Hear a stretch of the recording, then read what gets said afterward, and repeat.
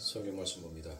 오늘 여러분들과 함께 볼 성경의 말씀은 로마서 7장 13절부터 8장 2절까지 말씀 중에서 본문의 말씀이 다소 길므로 7장 13절에 기록되어 있는 한 절의 말씀만을 함께 봉독하도록 하겠습니다. 로마서 7장 13절의 말씀을 여러분들이 다 찾으신 줄 알고 한 목소리로 함께 봉독합니다. 그런즉 선한 것이 내게 사망이 되었느냐? 그럴 수 없느니라. 오직 죄가 죄로 드러나기 위하여 선한 그것으로 말미암아 나를 죽게 만들었으니 이는 계명으로 말미암아 죄로 심히 죄되게 하려 함이라. 아멘. 자, 이제 넘어왔어요. 그 다음 말씀 7장 13절의 말씀입니다. 그래서 오늘 제목이 참 여러분들 심상치 않죠? 비진리라는 기생충이라는 이 말씀의 제목. 제가 이 말씀의 제목은 영화의 한 제목을 패러디해서 오늘 말씀의 제목으로 지었습니다. 여러분들 기생충은 어떤 게 기생충이에요? 여러분들? 우리가 기생충 하면 여러분들 공군화 감독의 그걸 생각하죠? 네, 맞아요. 자신의 아무 노력도 아무 수고도 하지 아니하고 그저 숙주에게 붙어서 여러분들 뭐 하는 거예요? 그 숙주의 모든 것들을 그냥 먹고 사는 것을 우리가 기생충이다라고 얘기를 합니다. 이 기생충은 여러분들 다른 말로 하면 불안당 같은 놈이다라고도 말할 수 있어요. 불안당. 그렇죠? 그렇지 않습니까? 숙주 안에서 숙주의 영양분으로 살아가는 불안당 같은 벌레가 바로 기생충인 거예요. 아무 수고도 아무 노력도 하지 아니하고 그냥 그 숙주가 가지고 있는 것을 얄금얄금 빼서 먹기만 하면 되는 거니까 얼마나 불안당 같은 놈입니까? 그러나 기생충은 단순히 숙주 안에 기거하면서 그 숙주의 영양분만 빼서 먹는 것이 아니라 그 숙주의 유전자까지 여러분들 조작하는 거 알고 계십니까? 기생충이 눈에 보이지는 않는 그런 작은 것에 불과하지만 그 숙주의 삶을 여러분들 송두리 전체적으로 조종하는 것이 바로 기생충이며 그 대표적인 것이 바로 톡소포자층이라는 것입니다. 톡소포자층. 참 말이 어렵죠. 이 톡소포자층이라는 이 기생충이 여러분들 그 숙주 몸에 들어가서 자신에게 아주 유리하게끔 그 숙주의 행동 양식을 아예 다 바꿔버리는 거예요. 그러니까 기생충에 감염이 되면 여러분들 쥐는 고양이의 소변 냄새만 맡아도 기겁을 하죠. 공포를 느낀단 말이에요. 그런데 이 톡소포자층이라는 이 기생충에 감염이 된 쥐는 더 이상 쥐의 오줌에 대한 공포를 느끼지 않아요. 쥐를 무서워하지, 쥐가 고양이를 전혀 무서워하지 않습니다. 전혀 안 무서워요. 그래서 고양이한테 대듭니다. 고양이한테 달라들어요. 왜 여러분들 쥐가 그 고양이한테 달라들겠어요? 이 쥐 안에 들어있는 이 기생충이 자기가 이 쥐의 안에 들어있어서 오랫동안 살지 못한다는 것을 얘는 알아요.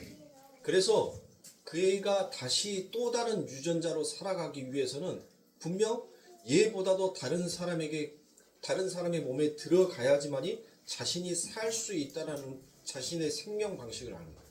그래서 쥐가 고양이한테 대듭니다. 그럼 고양이는 뭐예요? 그 쥐를 죽이죠. 먹어버린단 말이에요. 먹으면 그 기생충은 다시 고양이의 몸속에 들어가서 여러분들 거기에서 살아가게끔 돼요. 그리고 그 고양이 안에 들어가 있는 그 기생충은 여러분들 뭐 하는 거예요? 또 공포심을 없애요. 그 숙주를 자기가 원하는 방식, 자기가 원하는 행동으로 전부 다 그렇게 만들어서 삶을 살아가게 합니다. 그런데 이 기생충은 여러분들 단순히 어떤 한 곳에 국한되어 있는 것이 아니라 이 세상의 모든 것 양식들에 다 포함이 되어 있더라는 것이에요. 물고기가 기생충에 간염이 되면 여러분들 어떻겠습니까? 물고기가 기생충에 간염이 되어 있으면 이 물고기는 살 수 있는 생명의 한계가 있단 말이에요. 그래서 그 기생충이 물고기의 행동 양식을 자극을 시키는 거예요. 어떻게 자극을 시키냐면 물고기는 물 속에 들어가 있어야지만이 자신이 안전할 수 있어요. 그런데 그 안에 들어있는 톡소포자층이라는 이 기생충이 그 물고기의 행동 양식, 자신이 생존해 나가야 되기 때문에 행동 양식을 바꿔버려요. 어떻게? 물고기가 수면 위로 떠오르게끔. 물 위로 떠오르면 여러분들 누가 좋아하겠습니까? 바닷가에 가면 새우깡 주면 좋아하는 애기들 있죠? 갈매기가 그 물고기를 잡아먹습니다. 그리고 그 갈매기 안에 여러분들 뭐 하는 거예요? 그 기생충은 옮겨가는 거예요. 양도 마찬가지예요. 양도. 소도 마찬가지입니다. 소가 뭐를 먹나요? 풀 먹잖아요. 풀. 그런데 이게 기생충에 감염되어 있는 이 달팽이가 그 소가 풀을 먹을 때 자신이 먹힐 수 있는 조건에 올라가는 거예요. 그리고 그 소가 먹습니다. 이렇게 모든 것들은 생존의 방식, 자신이 살기 위해서 모든 행동의 양식을 전부 다 바꿔 버리더라는 것이에요.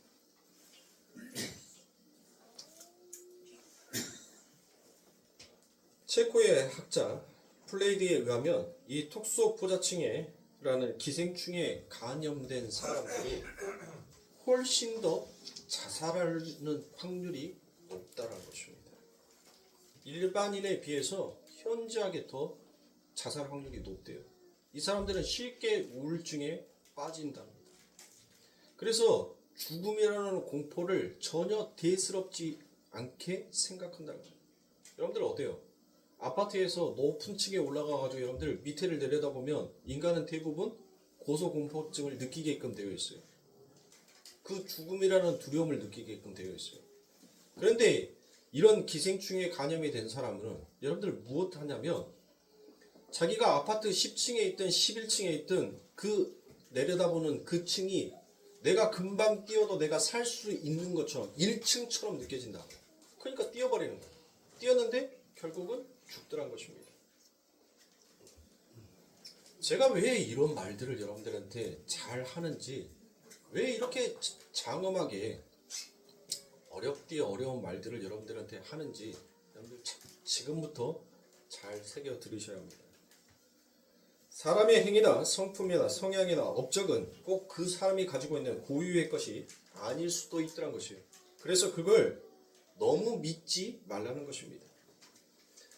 어떻게 보면 인간이 무언가의 지배를 당하여서 여러분들 그와 같은 행동을 할 수도 있다는 것입니다. 그래서 성경은 인간을 종이다라고 그와 같이 표현을 합니다. 모든 인간은 죄의 종이거나 의의 종이거나 둘 중 하나입니다. 그렇게 숙주를 조종하며 숙주 안에 기생하는 게 기생충만 여러분들 있을까요? 그게 기생충만 있을까요? 여러분들. 인간에게도 여러분들 그 기생충이라고 되어 있는 게 있더라는 거예요. 여러분들 뭐가 한번 생각해 보세요. 사람에게 기생충? 그게 뭘까요? 여러분들 보세요. 엄마가 임신을 하면 어때요? 입덧을 하죠. 그리고 자기가 생전에 먹지 아니한 음식들을 찾아서 먹습니다. 왜 그럴까요? 그 엄마 뱃속에 있는 그 태아가 뭐 한 거예요? 엄마를 조종하는 거예요. 내가 이거를 먹고 싶으니까 이거를 먹으라고. 그렇게 그 안에 들어있는 그 아기가 그 엄마에게 자신이 원하는 것을 조종하는 거예요. 그러니까 어떻게 보면 우리는 전부 다 뭐였어요? 기생충이에요. 기생충. 누군가에 의해서 조종을 당하고 조종을 하는 그와 같은 기생충과 같은 자가 바로 우리였다라는 것을 여러분들에게 말씀을 드리는 겁니다. 그런데 그 숙주를 여러분들 이 세상에서 여러분들 그 숙주를 조종하는 정말 무서운 게 있는데 그게 뭔 줄 아십니까? 바로 말이더란 거예요. 우리의 속담에 가는 말이 고와야 오는 말도 곱다라는 그와 같은 말이 있습니다. 그렇죠? 이 말 한마디에 그 상대, 그 숙주의 기분을 행복하게 만들어줄 수도 있고 또 그 상대의 기분을 아주 불행하게 만들 수도 있는 것이 바로 이 말이라는 것이에요. 그래서 하나님의 말씀을 어떻게 가지고 있느냐에 따라서 그 숙주는 멸망의 벼랑 끝에 서기도 하고 그 멸망에서 은혜의 길로 돌아서기도 하는 것이에요. 지금 우리가 하나님의 말씀을 듣고 하나님의 말씀을 우리가 읽었어요. 그리고 그 하나님의 말씀은 우리 안에 있습니다. 그런데 그 하나님의 말씀을 내가 과연 어떻게 듣고 어떻게 행동하느냐에 따라서 오히려 그 말씀이 나를 사망으로 데리고 갈 수도 있고 나를 생명으로 데려갈 수도 있다는 것입니다. 우리가 가진 말이라는 것은 우리가 가진 세계관을 이야기하는 것입니다. 하나님은 천지 만물에 충만하시다라고 그와 같이 얘기합니다. 성경이 반복하여 말하고 있습니다. 나는 천지 만물에 충만하다. 하나님이 직접 말씀하시지 아니하였습니까? 그 말은 모든 천지 만물이 하나님의 말씀을 전부 다 내용으로 담고 있다는 것이에요. 그러니까 그 만물, 천지 만물 안에는 누구도 포함이 되어 있는 거예요. 우리까지도 포함이 되어 있는 것입니다. 그래서 그거를 어떻게 바라보는가, 어떤 말을 가졌는가를 보여주시는 것입니다. 하나님의 말씀을 그냥 껍데기로, 그냥 활자로만 보느냐. 그러니까 즉 하라와 하지 말라는 그 율법의 명령의 가치를 두는가, 아니면 그 명령 안에 담겨져 있는 그 하나님의 내용을 보느냐에 따라서 우리의 세계관은 전부 다 바뀔 수 있다는 것이에요. 물론 세계관이 바뀌니까 여러분들 우리의 가치관도 함께 변화가 되지 않겠습니까? 그걸 내가 어떤 말을 가졌느냐에 따라서 우리의 세계관과 우리의 가치관은 바뀌더라는 것입니다. 왜 그렇습니까? 그 천지 만물에 충만하신 하나님의 말씀이 깃들여져 있기 때문입니다. 내가 어떤 말을 가졌는가, 물론 그 안에는 성경과 예수, 인생과 역사, 모든 것들이 전부 다 포함이 되어 있습니다. 이렇게 어떤 말을 가졌느냐에 의해서 그 존재의 결국이 결정이 되더라는 것입니다. 존재는 그 말에 종속되어 끌려가게 되어 있습니다. 당연히 그리로 끌려가게 되어 있는 것이 바로 인생이다라는 것을 하나님께서 말씀합니다. 그래서 교회는 바른 복음, 바른 말씀, 진리를 가지고 있어야만 하는 것입니다. 바른 길이 무엇인지, 바른 말씀이 무엇인지, 진리가 무엇인지를 알지 못하는 자들은 결국 자신이 가지고 있는 그 말에 의해서 자신이 죽더라는 것이에요. 그래서 바울이 7장에서 그걸 여러분들 열심히 깨고 있는 것입니다.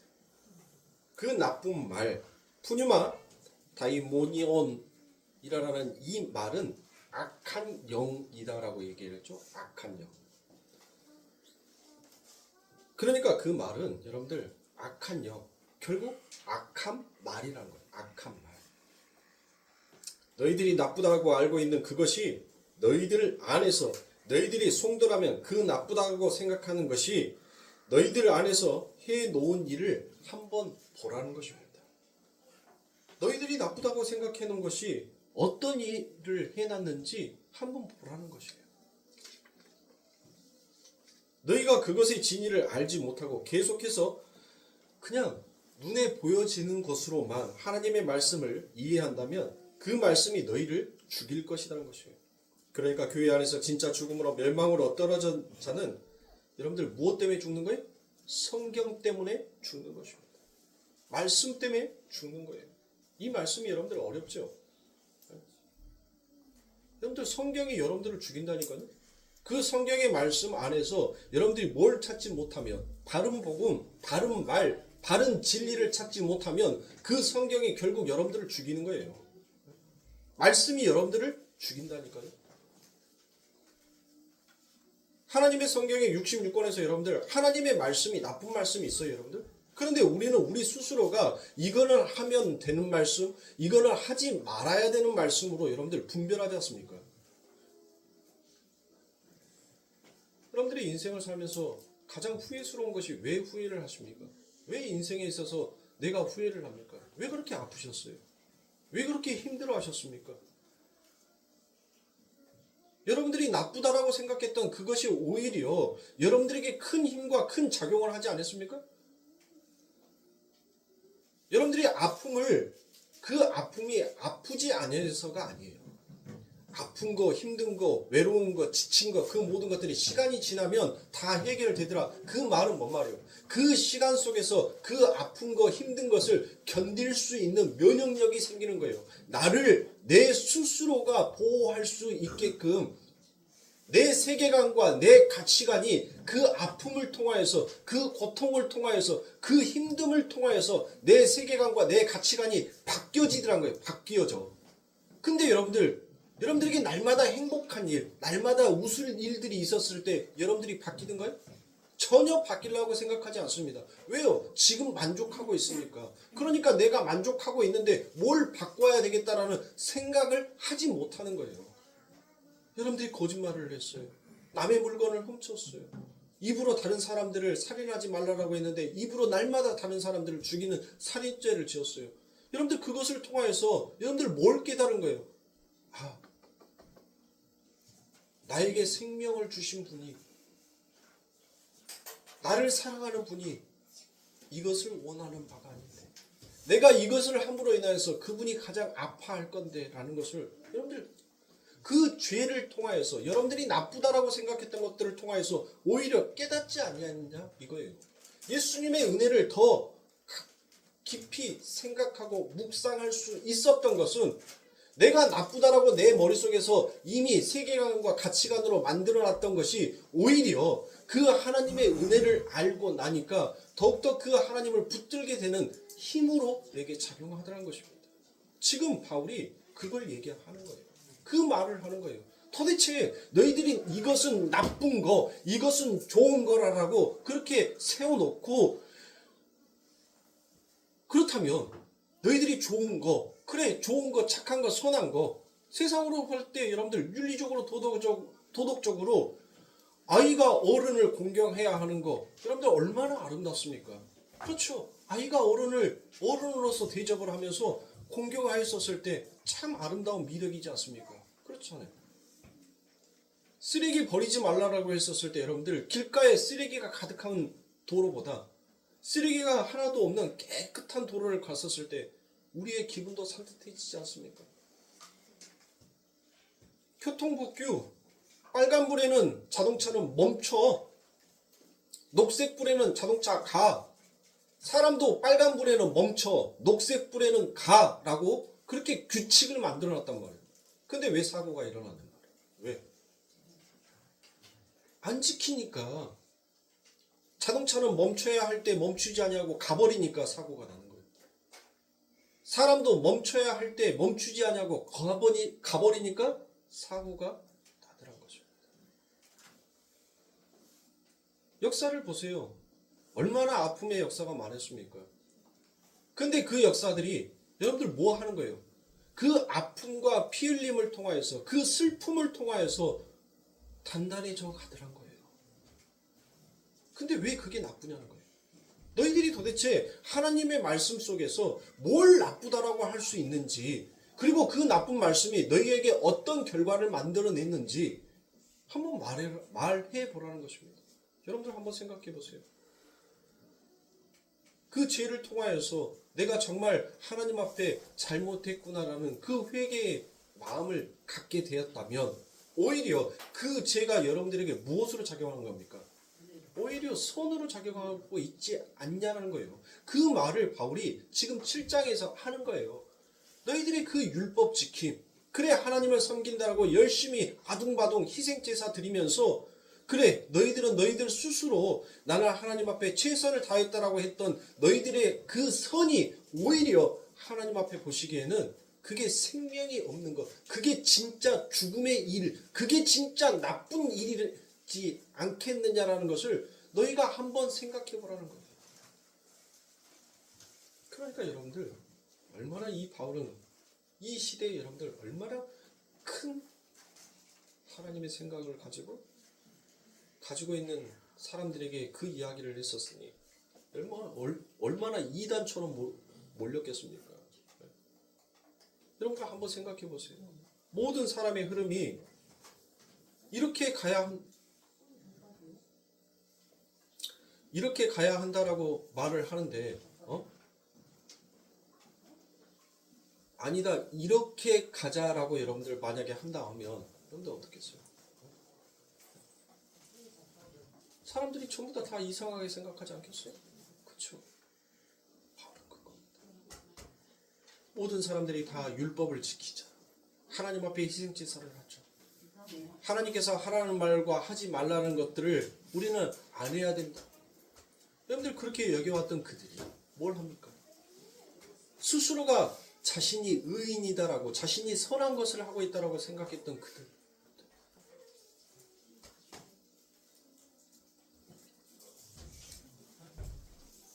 그래서 여러분들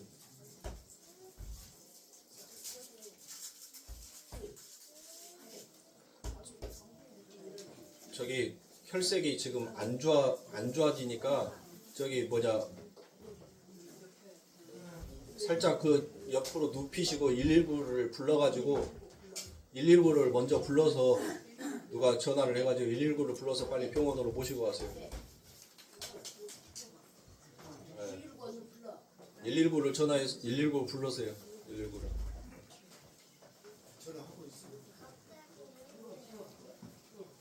그러니까 여러분들 어때요? 엉뚱한 율법을 붙들고 있는 사람들은 여러분들 오히려 방법이 없는 거예요. 왜? 자기가 하고 있는 것이 옳다라고 생각을 해버리기 때문에 그 생각, 그 가치관에 잡혀 있으면 그 숙주가 그 기생충이 그에게 너 율법 지키는 것이 너 하나님의 말씀에서 하라와 하지 말라는 것을 이렇게 행동하는 것이 가장 옳은 것이다 라고 생각하면서 그거를 세계관과 그것을 가치로 두고 있다면 여러분들 그 사람은 여러분들 이미 그 기생충에 자신의 행동 양식이 여러분들 뭐 하는 거예요? 잡혀버렸기 때문에 절대 바꿔지지가 않는 것입니다. 이게 한국교회 그리고 대한민국 교회의 가장 기독교의 문제점. 기독교가 가지고 있는 모든 것들에 대해서 여러분들 자신이 가지고 있었던 그 고정관념, 이렇게 하는 것이 옳다, 이렇게 하는 것이 선하다라고 이미 고정해놨던 그 고정관념이 여러분들 결국 무엇을 만드는 거예요? 더 이상 하나님의 복음을 들어가지 못하게끔 막는 겁니다. 그러니까 얼마나 여러분들 힘들겠냐. 오히려 예수를 믿는 사람들에게 진정한 하나님의 바른 복음, 바른 말씀을 여러분들 전하기가 오히려 더 힘든 거예요. 왜? 그들이 가지고 있는 그 의식이라는 것들이 여러분들 뭘 하고 있어요? 다른 것을 받아들이지 못하게끔 그들의 세계관과 그들의 가치관을 딱 잡아버리고 있기 때문에. 그래서 바울은 12절까지 해서 율법과 제와 계명이 우리 안에서 행한 일이 무엇인가에 대해서 열심히 설명을 하고 있습니다. 그리고는 율법과 계명도 여러분들 뭐라고 얘기를 해요? 12절에서 율법도 계명도 거룩하고 의롭고 선하다라고 그와 같이 선포를 하더란 것입니다. 그래서 율법도 계명도 거룩하고 의롭다라고 선하고 선하다라고 그렇게 이야기를 한 거예요. 그런데 아까까지는 여러분들 뭐라고 했어요? 전부 다 그 위에서는 7장 그 전에는 죄다라고 했어요. 죄. 전부 다 그 모든 것들을 죄다라고 했단 말이에요. 근데 지금 여러분들 그 죄를 뭐라고 얘기해요? 거룩하고 의롭고 선하다라고 그와 같이 얘기합니다. 그리고 오늘 본문 13절부터 본격적으로 그 죄의 실체와 효용에 대해서 설명하기 시작하는 거예요. 본문 13절에서 여러분들 본문 13절에 보시면 바울이 율법이라는 선한 것이 나로 하여금 뭘로 이끌었다는 거예요? 다나토스로 거룩한 죽음으로 완성된 죽음으로 그 죽음으로 만들어냈다는 거예요. 그러면 여러분들 지금 이 바울이 13절에서 말하는 그 죽음은 어떤 죽음이겠냐고요? 나를 부끄럽게 하고 나를 창피하게 만드는 그 죽음이겠어요? 나의 죄가 무엇인지 막 들춰내고 나를 창피하고 나를 부끄럽게 만들게 한 그 죽음이겠냐고요? 아니더란 거예요. 바울이 말한 죽음이라는 것은 그 죄의 대가로 주어질 나쁜 사망으로부터 해방시키기 위하여 그것을 설명해 주기 위하여서 여러분들 뭐 했다는 거예요? 나에게 그 죽음을 허락했다는 것입니다. 그래서 여러분들 오늘 13절의 말씀이 너무너무 어려워요. 이게 무슨 말인지를 잘 이해하기가 힘들단 말이에요. 자, 13절입니다. 그런즉 선한 것이 내게 사망이 되었느뇨? 그럴 수 없느니라. 오직 죄가 죄로 드러나기 위하여 선한 그것으로 말미암아 나를 죽게 만들었으니 이는 계명으로 말미암아 죄로 심히 죄되게 하려 함이라라고 그와 같이 얘기합니다. 그 선한 게 단지 나를 사망으로 끝을 내버리려고 나에게 왔겠느냐라는 것이에요. 네? 그 선한 게 지금 그 선한 것을 뭘 선한 것으로 여러분들 말하고 있어요? 죽음. 네? 근데 우리들은 여러분들 이 죽음을 뭘로 생각을 해요? 죽음을 뭘로 생각해요, 여러분들? 죽음은 좋은 거예요? 나쁜 걸로 생각하잖아요. 나쁜 걸로 인식을 하고 있단 말이에요. 네? 그런데 성경에서는 그 다나토스를, 그 죽음을 좋은 것이다라고 표현한다. 여러분들 이렇게 생각해 보세요. 예수 그리스도께서 이 땅에 오셔서 그분이 안 죽은 것이 좋은 거예요? 그분이 죽은 것이 좋은 거예요? 왜 그 죽음은 좋은 거고 나에게 오는 그 죽음은 여러분들 안 좋은 것으로 그렇게 인식을 하냔 말이에요. 네? 저는 진짜 내 안에 바른 말씀, 바른 복음, 바른 진리를 가지고 있다면 내가 죽어야지 내가 뭐 할 수 있는 거예요? 내가 부활할 수 있는 거예요. 죽지 아니하고는 부활을 할 수가 없어요. 살아있는데 사는 사람을 어떻게 부활시켜요? 여러분들 이거 심장 압박 이거 뭐라 하죠? 네, 심폐소생술. 네.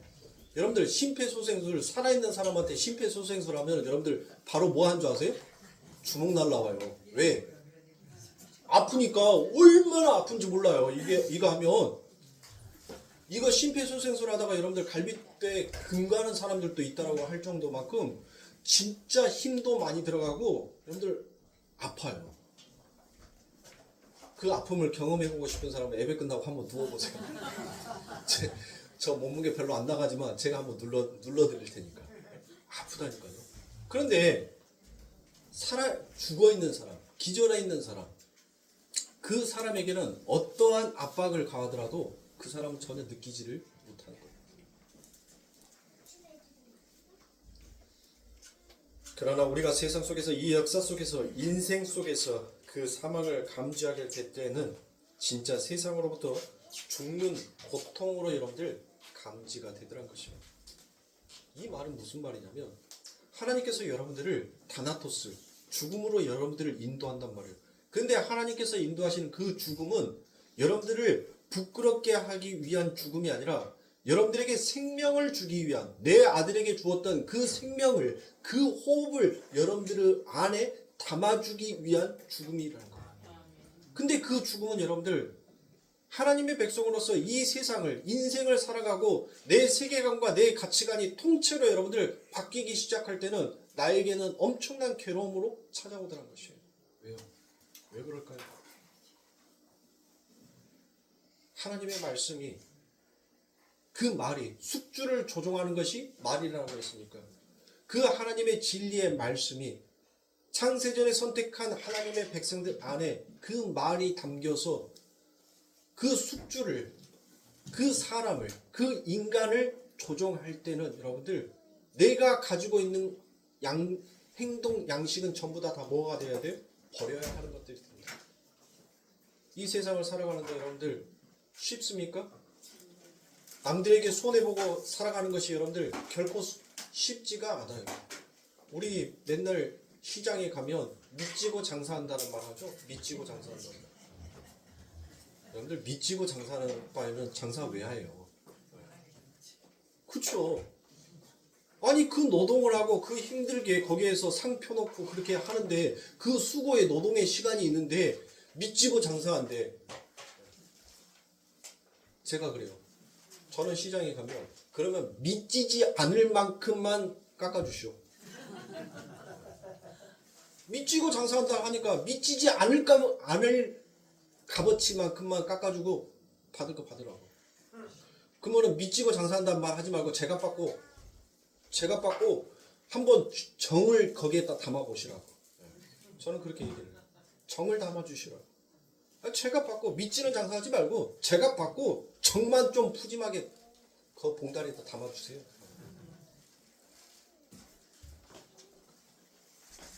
하나님의 말씀이 우리들의 삶 가운데 우리를 작용시키면 우리는 우리가 가지고 있는 모든 세계관과 가치관을 버려야 돼요.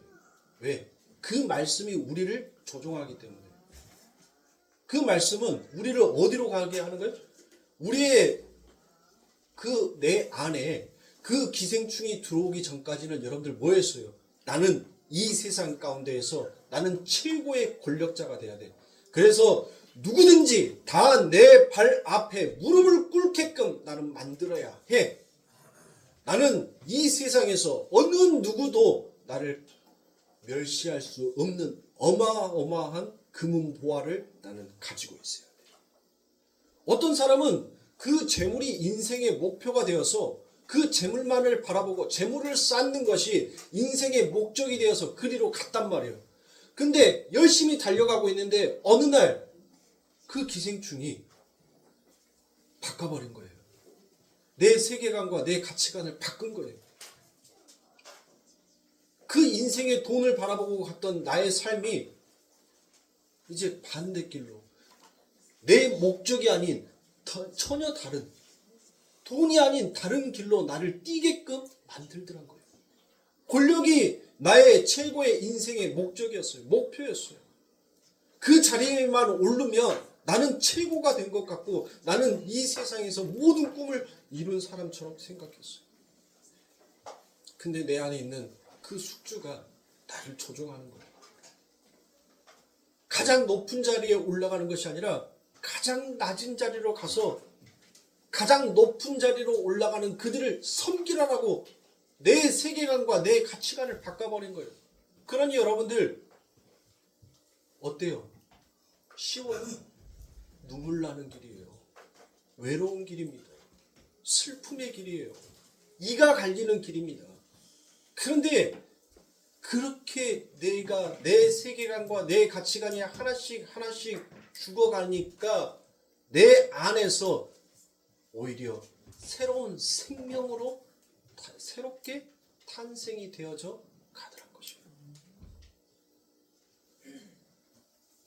그래서 바울이 이 13절에서 죽음을 두 가지로 표현을 합니다.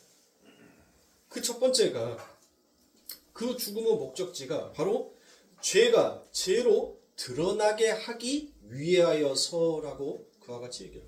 그렇죠? 그리고 두 번째로 죄로 심히 죄되게 하기 위하여서라고 그와 같이 그 죽음의 목적지를 두 가지로 표현을 하더란 것입니다. 그래서 죄를 죄로 밝게라고 되어 있는 것이 바로 파이노예요. 파이노. 이 파이노라는 것은 피아노가 아니라 파이노, 빛을 비추다, 빛을 비추다, 밝히다, 밝다라고 했었을 때 여러분들 뭐 보면 돼요? 피아노 보면 돼요. 피아노, 파이노, 밝다. 자, 그 죄에다가 여러분들 빛을 비추어서 여러분들 그 어둠이 무엇인지를 드러내게 하기 위하여 하나님께서는 뭐를 사용했다는 거예요? 그 죽음을 가지고 사용했다는 것입니다. 그러니까 다른 차원의 죄인, 그 죄인으로 가노마이 태어나게 만들었다는 거예요. 율법이 나를 죽인 것이다 라고 얘기를 합니다. 근데 율법이 나를 무엇으로 죽였다는 거예요? 다나토스로 죽였다는 거예요. 거룩한 죽음, 완성된 죽음, 하나님께서 무트 타 무트에서 그 무트로 나를 죽였다는 것입니다. 세상 속 아담들이 죄라고 죄인이라고 합의하고 정의하고 규정한 그 죄와 죄인을 다른 차원으로 보게 해 주셨다는 것입니다. 그것이 바로 회개다라고 얘기를 하는 것입니다. 세상의 사람들은 여러분들 자신이 잘못을 한 것을 무엇을 잘못했는지를 여러분들 알지 못하니까 사과가 없어요. 미안해라는 그 말을 하지 않아요. 왜? 내가 진리인데, 내가 올바른 말인데, 내가 곧 법인데 내 말이 왜 틀려? 그거를 인지하지 못하니까 여러분들 뭐 하는 거예요? 상대에게 미안하다라고 말하지 않는 거예요. 그런데 하나님을 믿는 백성들은 여러분들 뭘 하더란 거예요? 그 죄가 죄라는 것을 깨달아 버리니까 나를 용서해 주시옵소서라고 그렇게 고백하더란 거예요. 나를 용서해 주세요. 그건 뭔 말이에요? 내가 당신에게 했던 말이 오히려 당신에게 행복을 주는 말이 아니라 당신을 불행하게 만들었던 말이었음을 제가 인정하겠습니다라는 그와 같은 뜻인 것입니다. 그래서 죄가 진짜 그 죄가 뭔지를 제가 심히 죄되게 하는 것, 그게 진짜 제가 그 내용이 뭔지를 알게 해주는 게 그게 목적이었다는 것입니다. 그러면 여러분들 다른 차원의 그 죄, 그리고 다른 차원의 죄인이라는 것은 도대체 무엇일까요? 아니 죄는 죄지. 뭔 죄의 다른 차원이 있고 다른 차원의 죄인이 있냐라는 것이에요. 그게 뭘까요? 어떻게 보는 게 다른 차원의 죄로 보이는 거고 어떻게 보는 게 다른 차원의 죄인으로 보게 되느냐는 것입니다. 그렇죠? 아니 죄인이면 다 죄인인데 어떤 것이 여러분들 어떤 것이 죄고 어떤 것이 죄인으로 또 다른 차원으로 죄인으로 보게 되느냐 그 말씀을 요한일서 5장 16절부터 18절 말씀에 아주 잘 풀어놨어요. 요한일서는 요한계시록 앞쪽 유다서 앞쪽에 있으니까 성경 신약성경 맨 뒤쪽을 넘겨서 뒤쪽에서 앞으로 찾아가시는 것이 성경을 빨리 찾을 수 있습니다. 자, 요한일서 5장 16절부터 18절입니다. 누구든지 형제가 사망에 이르지 아니한 죄에 범한 것을 보거든 구하라. 그러면 사망에 이르지 아니하는 범죄자들을 위하여 저에게 생명을 주리라. 사망에 이르는 죄가 있으니 이에 대하여 나는 구하라 하지 않노라. 모든 불의가 죄로 돼 사망에 이르지 아니하는 죄도 있도다. 하나님께로부터 난 자마다 범죄치 아니하는 줄을 우리가 아노라. 하나님께서 난 자가 저를 지키심에 악한 자가 저를 만지지도 못하리라 라고 말합니다. 여러분들 이 말씀 들으니까 여러분들 어떠세요? 양심에 막 화인 맞은 것처럼 콕콕 찌르지 않으세요? 저는 이 말씀 읽을 때 너무 콕콕 찔렀어요. 왜요? 하나님께로 난 자는 뭘 짓지 않는다? 죄를 짓지 아니한다라고 얘기를 해요. 근데 나는 하나님 눈 떠서 눈 감는 순간 꿈속에서까지 하나님 요즘 죄를 지어요. 어떻게 하면 좋습니까? 나 하나님 백성 아닌가요? 하나님의 말씀에는 분명 이와 같이 기록이 되어 있는데 하나님 나는 숨을 쉬고 있는 이 순간 모든 것들이 하나님 앞에 죄를 짓고 있는데 하나님 나는 어쩌면 좋습니까? 여러분들 우리 다 그렇게 죄 짓고 있잖아요. 그렇지 않은가? 그런데 갈수록 태산이야. 이제 뒤로 가니까. 뭐라고 얘기해? 악한 자가 저를 만지지도 못하리라 라고 여러분들 그와 같이 얘기합니다. 저를 만지지도 못한다. 여러분들 우리의 인생이 왜 이렇게 고단합니까? 왜 이렇게 수고스럽고 왜 이렇게 힘듭니까? 그 악한 자가 만지고 있는 것 같은 그런 느낌 들지 않으세요? 우리의 인생이. 예? 하나님이 만지고 계시면 뭔가 좀 안식이고 평안이고 행복이고 기쁨이고 감사가 막 넘치는 그런 걸 같은데 지금 악한 자가 나를 만지고 있는 것 같으니까 내 삶이 뭐 하는 거예요? 고달픈 것 같다라고 여러분들 그렇게 느껴지지 않으세요? 여기에 보면 사망에 이르는 죄와 사망에 이르지 아니하는 죄가 나와요. 죄는 죄지 무슨 여러분들 종류가 이렇게 다르냔 말이에요. 그렇죠? 그러면 이 부분들 여러분들 어떻게 생각하시냔 말이에요. 네? 어떤 게 좋은 것 같으세요? 사망에 이르는 죄와 사망에 이르지 아니하는 죄. 어떤 게 좋은 것 같으세요? 네? 사망에 이르는 죄가 좋다라고 생각되시는 분들은 손 내리세요. 아멘.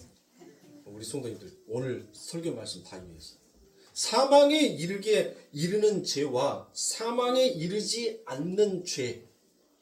여러분들 어떤 것이 좋다라고 했었을 때 우리 성도님들은 다 손 내리고 아예 목사님 지금까지 설교를 사망에 이르는 죄가 그게 진짜 생명을 주는 그게 진짜 거룩한 죽음이라고 지금까지 말해놓고 그걸 또 저희들한테 묻습니까? 라고 얘기를 해주셔서 감사합니다. 그래요. 성경에서는 하나님은 우리를 어디로 데리고 간다고요? 다나토스, 거룩한 죽음. 그래서 성도의 죽음을 거룩한 죽음이다라고 얘기를 하는 거예요. 거기로 데리고 가는 거예요. 그런데 사망에 이르지 아니하는 죄가 있다고요. 그냥 이거는 네크로스예요. 네크로스. 정령 죽으리라 했을 때 죽어. 넌 용서 없어. 그냥 죽어.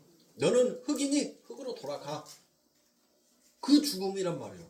그러니까 여러분들 이렇게 물으면 대부분의 사람들은 사망에 이르지 아니하는 죄가 그게 진짜 좋은 거 아니겠습니까? 라고 생각을 해요. 그게 나쁜 거라고요. 사망에 이르지 아니하는 죄가 진짜 죄다라는 것을 지금 이 말씀에서 밝히고 있는 거예요. 하나님의 백성이라면 하나님의 성도라면 너희들은 반드시 그 다나토스의 죽음으로 가야 한다는 거예요. 그 죽음을 목적지로 두고 가야 한다는 거예요. 그 죽음을 목적지로 두고 가서 뭐 하라는 거예요? 거기에서 장렬히 죽으라는 거예요. 죽어. 뭐? 어떻게 죽어? 하나님 내가 죄인 중에 괴수입니다. 당신 아니고는 나는 죽었다 깨어나도 이 생명에 이를 수 없음을 나는 고백합니다. 이 죽음으로 그 다나토스가 내 안에 있는 그 바른 복음이 바른 진리가 나를 거기로 데리고 가더란 거예요. 나를 거기로. 내가 죄인 중에 괴수입니다. 내가 하나님의 아들을 찢어 죽인 자가 맞습니다. 그런데도 나를 용서하시고 내게 생명을 부어주신 아버지 하나님의 그 은혜를 이 썩어 없어질 배설물과 같은 이 몸뚱어리로 무엇을 하나님 앞에 바쳐 드릴 수가 있겠습니까? 그 한량없는 은혜, 갚을 수 없는 그 은혜를 내가 하나님 앞에 무엇으로 올려드릴 수가 있겠습니까? 처절한 그 고백의 자리로 나를 데리고 가는 것이 그게 다나토스예요. 그 죽음을 성경은 이야기하는 거란 말이에요. 지금 바울이 그 이야기를 하는 거예요. 그 이야기. 죄가 되어서 뭐 한다는 거예요? 그 목적지로 데리고 간다는 거예요. 어디 목적지? 너희를 살리기 위한 목적지로 지금 데리고 가는데 너희들은 왜 죽음을 그 죄를 왜 나쁜 것으로 더러운 것으로 상종하지 못할 것으로 개 돼지로 너희들은 그렇게 취급을 하고 있냐는 거예요. 아니라는 거예요. 하나님은 지금 창세전에 살리기로 한 당신의 백성들을 살리기 위하여서 그 죄를 들여다가 도구로 사용해 내 백성들을 그 아버지 하나님의 나라에서 그 하나님의 이름 안에 하나님과 함께 누리고 정복하고 다스리면서 모든 것들을 함께 하고 싶어하는 그 하나님의 내용이 그 안에 담겨 있는데 너희들 스스로가 유토피아를 만들자고 하고 있으니 도대체 너희들이 바라는 천국은 어떤 천국이냐? 여러분들 세상 사람들이 말하는 그 천국, 교회에 열심히 헌금하고 교회에 열심히 봉사하고 착한 일 선한 일 열심히 해서 전도해가지고 그렇게 해서 천국 갔더니 어떤 사람은 대저택에서 살고 헌금도 쬐끔하고 전도도 쬐끔하고 교회 봉사도 쬐끔한 사람은 원룸에서 살더라. 어떤 사람이 그 얘기를 해요. 나는 그런 천국이면 안 갈래. 천국 가서도 세장 속에 갇혀서 살아야 된다면 나는 그런 천국 안 갈 거예요. 나는 하늘을 이불 삼아서 푸른 초원을 내 바닥 삼아서 저는 그렇게 대자연에서 먹고 누리고 뛰어놀 수 있는 그 천국을 그리지, 내가 이 땅에서 했던 나의 행위가 천국의 재료가 되어서 하나님의 나라를 건축해 내가 이 세상 떠날 때 그 집에 들어가서 나 산다라고 하면 나는 싫다니까요. 이 세상도 여러분들 그 하늘도 다를 게 뭐가 있어요. 천하가 다 내 것이다라고, 그리고 그것을 우리에게 상속해 주신다라고 유언장까지 써서 그분이 죽으시고 그 유언장의 효력이 이제 여러분들 발생했어요. 그 천국이 다 내 것이고 저 하늘이 저 바다가 다 내 것인데 이제 그거 다 팽개치고 쬐까는 요만한 집에서 살라고요? 안 합니다. 때로는 바다 위에서 몸을 누워놓고 그 바다 위에서 하늘을 바라보며 여러분들 그렇게 누리고 싶은 천국이지, 그 콧구녕만한 그 집 얻으려고 내가 이 땅에서 수고하는 그런 천국이라면, 저는 그게 하나님의 나라라면 저는 일찌감치 이 기독교의 신앙을 포기할 겁니다. 우리 하나님은 그런 하나님이 아니에요. 여러분들이 생각하고 여러분들이 꿈꾸는 그 천국을 버리시라고. 그 천국이 여러분들의 머릿속에 너무나도 깊게 자리 잡고 있기에 여러분들 무엇하는 것입니까? 그 천국을 어렵게 여기는 거예요. 그래서 우리가 읽었던 요한일서 5장에 구하라라고 되어 있어요. 구하라. 그렇죠. 구하라. 여기서 구하라는 말은 아이테오입니다. 아이테오라는 것은 빚을 갚으세요, 빚 갚으세요라는 뜻이에요. 아이테오. 이런 말들은 여러분들 좀 기억해 두세요. 그래서 누가 돈 빌려가고 안 갚으면 아이테오 하고 딱 보내세요. 뭔 말이야? 빚 갚으세요. 그러면 그 상대방도 기분 안 나쁠 거 아닙니까? 야, 너 빚 언제 갚어? 라고 이렇게 얘기하는 것보다 너 언제 아이테오 할래? 라고 하면 문자 올 거 아니에요. 무슨 말이야? 빚 갚으라고. 네? 그러니까 이렇게 좀 재밌게 풀어주면 좀 기억하시라고요. 기억 좀 하시오. 금방 돌아서서 또 잊어버리지 마시고, 이런 좀 재미난 헬라어들은 여러분들 일상 속에서도 좀 쓸 수 있잖아요. 사용할 수 있잖아요. 써먹다는 것은 또 전라도 사투리 될 수 없어요. 될 수 없어. 태생이 전라도인데, 전라도 말씨가 그냥 줄줄 나오지. 사용할 수 있잖아요. 그쵸? 그러니까 아니 느닷없이 하나님을 여러분들 빚쟁이를 만들어놨네? 그쵸?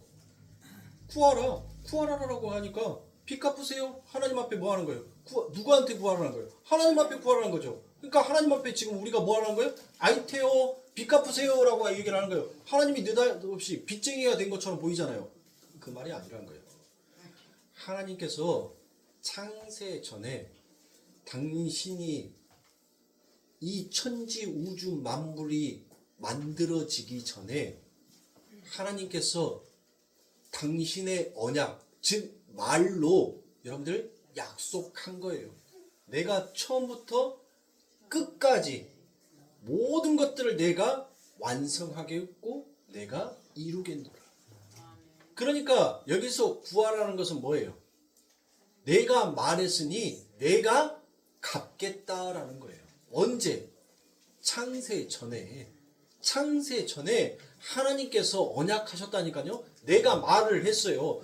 내가 말했으니까 내가 뭐 했다는 거예요? 뭐 하겠다는 거예요? 내가 갚겠다는 거예요. 갚았어요? 안 갚았어요? 누구로? 그래요. 하나님이 말씀하셨고 하나님이 갚으셨단 말이에요. 그 말씀을 지금 하고 있는 것입니다. 우리에게 갚으라는 것이 아니에요. 이미 갚았다는 거예요. 너희의 빚을, 너희의 죄값을 내가 이미 갚았다는 거예요. 그래서 18절에 요한일서 5장 18절입니다. 그렇게 하나님께로 난 자들은 그게 사망에 이르는 죄이기 때문에 그걸 죄로 여기지 아니하다는 거예요. 그래서 그들은 범죄치 아니한다라고 그와 같이 얘기를 했던 것입니다. 이해가 가세요? 그들에겐 죄가 아니 된다라니까요. 이걸 믿으셔야 되는 거예요. 죄를 다루는 차원으로 여러분들 보더라는 것입니다. 그러니까 우리 성도님들이 이 세상 가운데서 짓는 죄를 통하여서 여러분들이 뭘 깨달으면 되는 거예요? 오, 놀랍도다 하나님의 은혜요. 그 하나님의 은혜를 깨닫게 하기 위해서 하나님은 그 죄라는 도구를 들어서 여러분들을 훈육하고 계시다. 부모가 자녀들을 훈육하죠. 자녀가 그릇된 행동, 잘못된 행동들을 했었을 때 부모는 가차없이 그 자녀에게 때로는 아픔의 채찍을 때리기도 하고 때로는 그 채찍보다도 더 무서운 말로써 다스리기도 합니다. 우리 하나님께서 그렇게 하신 거죠. 그래서 여기 보시면 사망에 이르지 않는 죄를 범하는 자를 성경이 범죄자라고 그와 같이 부릅니다. 16절에 보면 그들을 뭐라고 얘기해요? 범죄자라고 얘기합니다. 범죄자. 생명이 필요한 자, 그들을 위하여 구하라는 것입니다. 아이테요. 구하면 하나님 갚으세요 라고 했더니 하나님이 뭘 하더란 거예요? 생명을 주더란 거예요. 그걸 갚더란 거예요. 뭘로? 생명으로. 이렇게 우리 인간들이 하나님 앞에서 행하는 모든 게 다 죄인데 그 중에 사망에 이르지 않는 죄도 있고 사망에 이르는 죄도 있더라는 것이죠. 따라서 그 죄로 생명을 알게 되면 그에게 그 죄가 무슨 해를 끼치겠느냐라는 그 말씀인 것입니다. 그러니 우리 성도님들 하나님의 바른 말씀, 바른 진리를 깨달아서 여러분들의 삶 가운데 내가 지은 모든 것들을 통하여서 그 하나님을 더욱더 깊이 알아가기를 원하면 되는 거예요.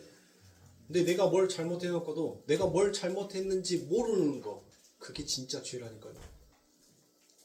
내 형제에게 악독을 퍼부어 놓고 내가 그게 죄인지를 모르는 게 여러분들 그게 진짜 죄예요.